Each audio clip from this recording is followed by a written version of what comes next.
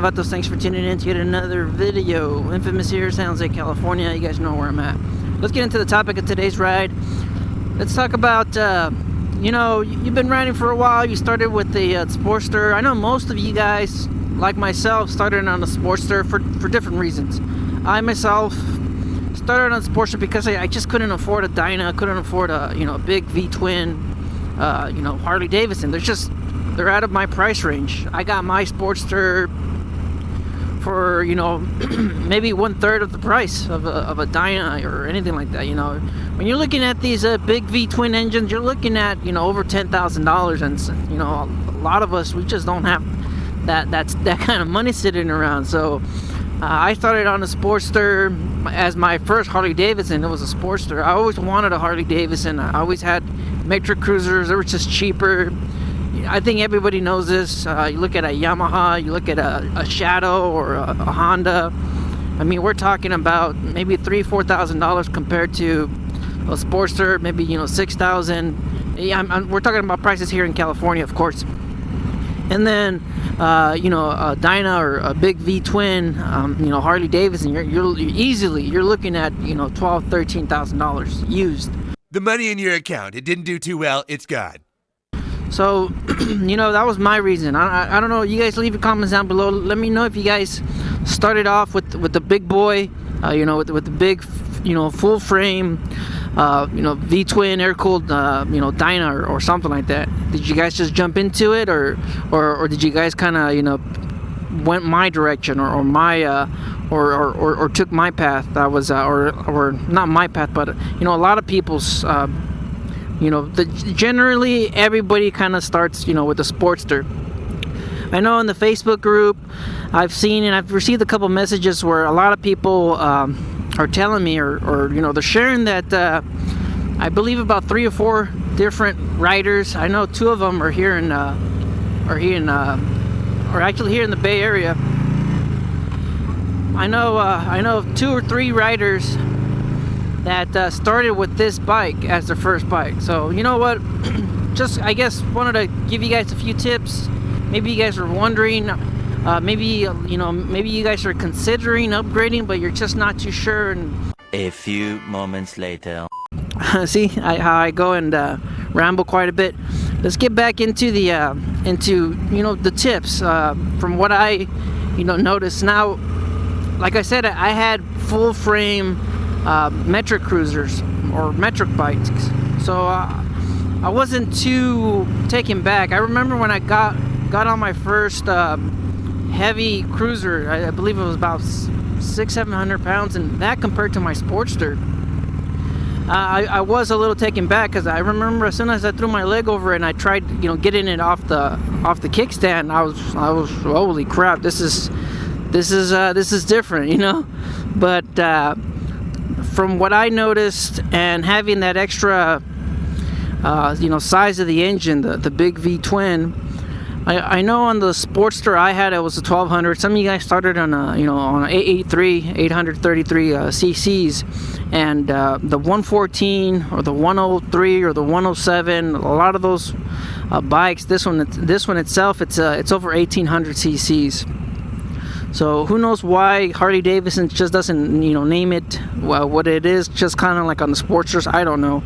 If you guys have an idea why they do it, I like to know. I mean, there's a couple other automobiles that were doing this exact same thing. More notably, the 442 Oldsmobile, which had nothing to do with the size of the engine. It was actually a 4-carbureted barrel, four barrel carburetor with a 4-gear automatic transmission and 2 exhaust pipes.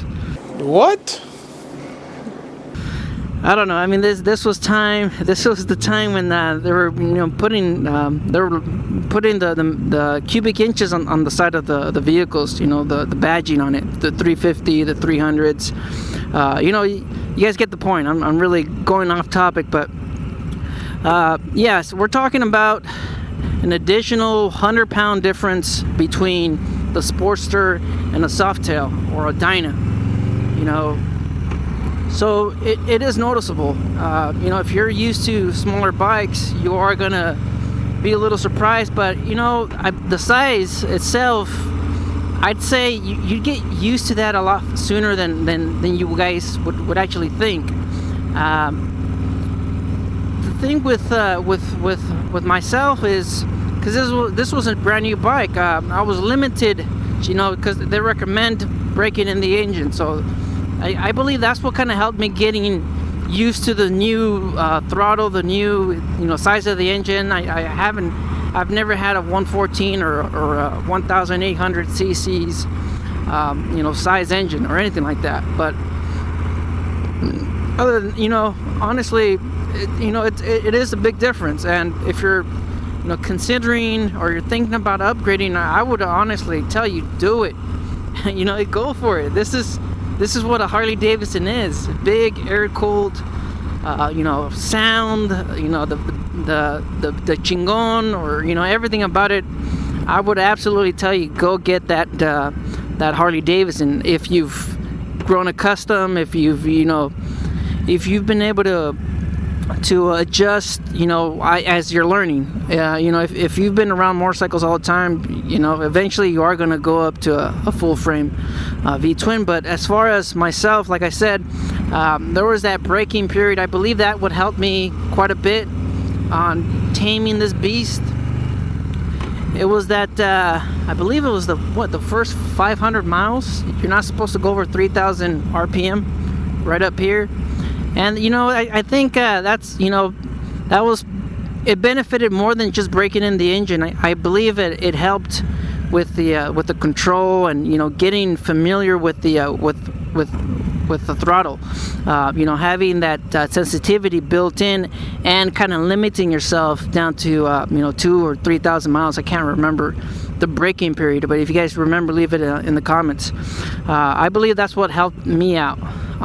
So if you're coming from a Sportster, like I said, I recommend you doing it. If you're coming from a Sportster and you're kind of hesitant because of the the engine size or the size of the bike, I have a video on that as well. If you're a smaller rider, kind of like myself, if you're under 6 feet, if you're 5'7", 5'5", 5'3", 5'4", I've seen a lot of riders that are shorter than myself riding touring bikes.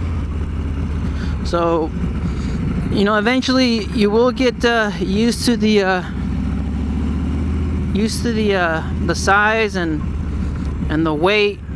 It's not the weight itself. It's not something to be alarmed or anything by. That's mainly because you don't feel the weight when you're doing 5 or 10 miles per hour. It's actually a non-factor when it comes to riding the bike. It's only when you have to back it up. It's a non-factor when it comes to the weight because of the controlling the speed, low speeds. It kind of it actually controls itself. There's something about the gravity, the physics, everything else. I don't know if you guys seen the motorcycle racing on the Moto GP videos. You know how they always crash and the motorcycle keeps going and going and going. It's the same thought. It's the same thing here. It wants to stay up. So that's what it is. So weight wise, not a factor. Engine size, like I said, that's my tip to you guys is just pretend you're breaking it in and get yourself used to the throttle, the sensitivity, the torque, and just take it easy. Hey, take it easy. Eventually you'll grow into it, and you're gonna have a blast. There's so much having a big V-twin engine compared to my Sportster. I'm telling you, it's a blast. I like the extra power, the extra torque, and just the sound itself. So, and I guess that just depends on what pipes you got on it. But you know what? I don't regret upgrading at all. I do miss that bike. It's a different bike. It has a different feel to it. My bike was actually, my Sportster, it was actually pretty modified. I had the seat, the fairing. I had bars on it. I had it dropped about an inch and a half. I had it lowered, and I also had saddlebags on it. So it just felt a lot different. For some reason, I think just because it was lighter and the actual placement of your foot pegs, it's a little bit closer to you, so it's more mid controls. It just felt like it had more control. But this one itself, it's slightly forward mids, and it's also a reduced rake. So there's just little things like that kind of change the feel of the bike, especially when it comes to just the overall length of the bike, the wheelbase, or whatever they call it on motorcycles. So if you're looking into it, if you're thinking about upgrading, because it is an upgrade. And you know what, honestly, it just depends on your riding style. Sportsters, they have a smaller tank. This one itself, on my lowrider, I have a 5-gallon tank. So it just depends on what you need it for. I know other countries, they absolutely love the Sportsters over these big V-twin engines. But honestly, if you're American, you always want to go big or go home.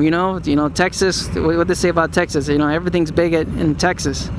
So, and it's always been like that. Just look at all the muscle cars. Look at everything American. It's all bigger. Look at the modern muscle cars. Those things, huge CC displacements, and we're if Dodge, Camaro, you're looking at 500, 600, 700 horsepower in some of those muscle cars, which is crazy. I mean, just to think of it, back when I was growing up, 700 horsepower, that was unthinkable. That was NASCAR. That was drag racing. That was non-existing in the street. Absolutely not. So, but now we have all this technology. We have the ECU that limits the engine, and we have all of this new technology that we could have all of these unnecessary toys and still abide by government laws or whatever, the EPAs and everything else that require these massive iron vehicles or these massive toys to be allowed on the street. So I'm gonna leave you guys with that thought. You guys just stay out there and stay safe. Go out there and get that big V-twin engine if you're really thinking about it. Just don't think about it. Just go get it. Get that bike. Just stay out there, stay safe. Don't believe everything you read. All right, life's a risk. Get out there and ride. Later.